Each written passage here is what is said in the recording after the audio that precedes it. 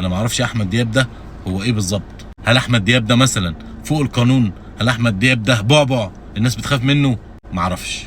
بس اللي شفته من اول امبارح ان في حاجه بتحصل في المطبخ كبيره قوي، والحاجه دي ان احمد دياب اسمه الناس تنساه، ان احمد دياب اسمه ما يتذكرش، ان وليد دعبس يدخل في الصوره والناس تنشغل بوليد دعبس، ونقول مودرن فيوتشر، ونقول مودرن سبورت، ونقول اللاعب، ونقول اصله كان عنده عيب خلقي، زي ما الاستاذ محمد شبانه قاعد بيتكلم بيقول لك اصله عيب خلقي، مع انه سافر وراح الامارات وعمل كشوفات وعمل كل حاجه واموره تمام. بس حتى لو الولد كان تعبان دي مش مشكلتنا، عادي. ده ما يشيلش المسؤوليه عن المسؤولين عن ظلمه وعن الافتراء اللي هم افتروه عليه. فانتوا عمالين بتاخدونا كده في حتت وتبعدونا عن القضيه الرئيسيه. هو ده اللي بيحصل خلال اليومين اللي فاتوا دول من الاعلام، ده اللي انا شايفه.